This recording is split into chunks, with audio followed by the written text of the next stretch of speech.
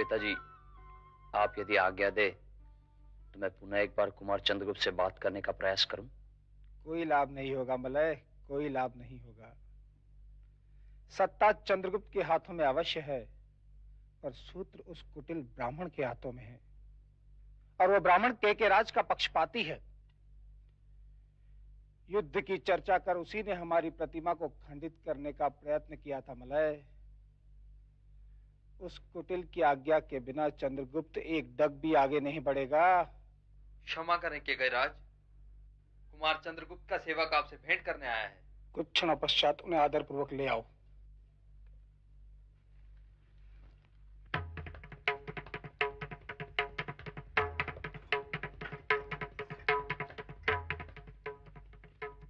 मेरे स्वामी कुमार चंद्रगुप्त ने आपको प्रणाम कहा है पौरवराज। स्वागत है तुम्हारा वीर।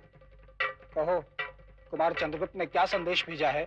मेरे स्वामी ने अपनी त्रुटियों के लिए क्षमा मांगते हुए आपसे निवेदन किया है कि जब तक आप अरट जनपद में निवास करने की इच्छा रखते हैं तब तक आप कुमार चंद्रगुप्त के भवन में ही निवास करें। हम अरट जनपद में निवास करने नहीं आए हैं वीर। मैं जानता हूं, पर कुमार चंद्रगुप्त आपसे एकांत में कुछ बातें करना चाहते हैं। विषय आप जानते ही हैं। पर यही बात कुमार चंद्रगुप्त उसी समय कह सकते थे। कुमार चंद्रगुप्त की अपनी कुछ विवशताएं हैं पौरवराज। कुछ पदों का अपना एक महत्व होता है और शिष्टाचार के कारण उनका सम्मान करना ही पड़ता है। कुमार चंद्रगुप्त चतुर भी हैं।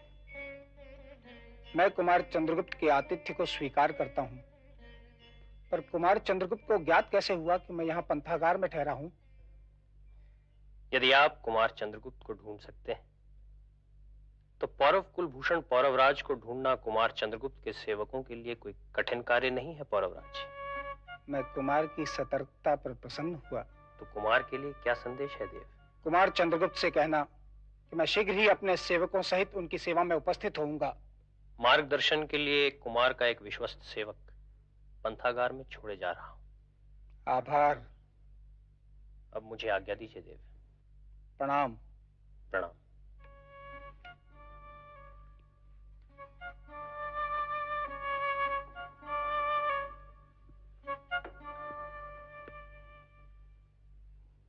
कुमार चंद्रगुप्त नीतिज्ञ ही नहीं, कूटनीतिज्ञ भी है। देखना है कुमार के मन में क्या है। उठो मलय, गृह प्रवेश की तैयारी करो। मैं चाहता हूं कि आपको राज्य प्राप्त हो, और यदि मेरे प्रयासों से आपको अपने राज्य की पुनः प्राप्ति हुई तो वह राज्य आपका होगा कुमार चंद्रगुप्त। मेरे राज्य का उपभोग करने के लिए आप स्वतंत्र होंगे। मुझे आपके राज्य की कामना नहीं है पौरवराज। मैं वाहिक प्रदेश में स्थिरता देखना चाहता हूं, संघर्ष नहीं। अतः मैं आपसे वचन चाहता हूं कि आपको अपना राज्य प्राप्त होने के पश्चात आपके राज्य में सुव्यवस्था व शांति रहेगी। आपके राज्य में अव्यवस्था व अशांति कैसे हो सकती है कुमार चंद्रगुप्त? मैं सीमाओं के अतिक्रमण की बात कर रहा हूं। आप सीमा निश्चित कर दें, सभी सीमा में रहेंगे। तो क्या मैं निश्चित समझूं कि? मैं प्रयास करूंगा, और आपको भी करना होगा केकयराज। अर्थात? आपको केकयराज से क्षमा मांगनी होगी पौरवराज। यदि क्षमा मांगकर ही मुझे राज्य मिलता है तो मैं आपकी सहायता क्यों लूं कुमार चंद्रगुप्त? आप प्रयास कर देखिए, मुझे कोई आपत्ति नहीं होगी। और यदि क्षमा मांगकर भी मुझे अपना राज्य नहीं मिला तो आप क्या करेंगे कुमार चंद्रगुप्त? आपको आपका राज्य लौटाने के लिए केकयराज को प्रेरित करूंगा। और तब भी केकयराज ने मुझे मेरा राज्य नहीं लौटाया तो कुमार चंद्रगुप्त?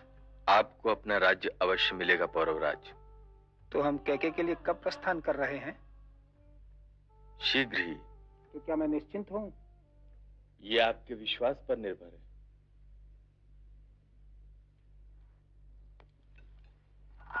प्रणाम।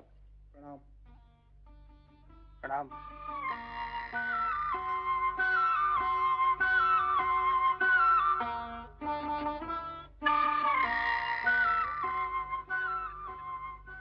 चतुर है।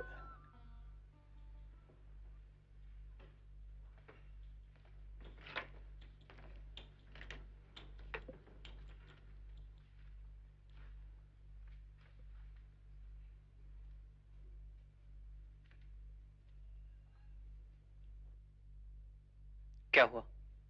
पौरवराज क्षमा मांगने के लिए तैयार हैं। चंद्रगुप्त, मैं कल ही कैके की ओर प्रस्थान करूंगा और तुम्हारे कैके में आगमन के साथ ही अपनी भावी योजनाओं को कार्यान्वित करूंगा। पर तुम्हें सावधान व सतर्क रहने की आवश्यकता है। आचार्य निश्चिंत रहे। अब मैं जाऊंगा। मां भारती तुम्हारा मार्ग प्रशस्त करे। प्रणाम आचार्य। प्रणाम।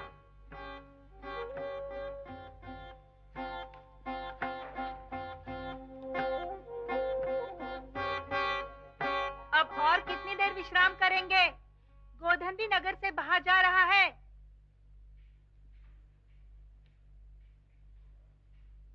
ओम भिक्षाम देहि। विष्णु, विष्णु, स्वागत है विष्णुगुप्त। आओ। इस बार अकेले ही आए हो? नए शिष्यों को पंथागार में छोड़ा है। उन्हें भी ले आते। उन्हें भी कष्टपूर्ण जीवन का अभ्यास ही होने दो। आसन ग्रहण करो।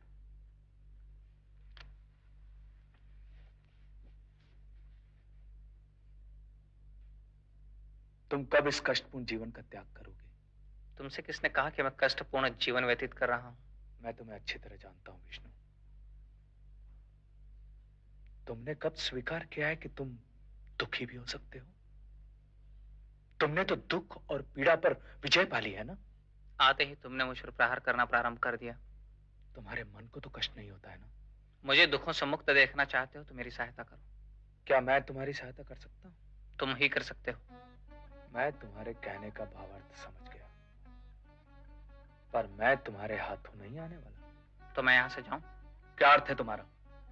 क्या समझते हो? पर्वतेश्वर को उत्तर नहीं दे पाता हूं।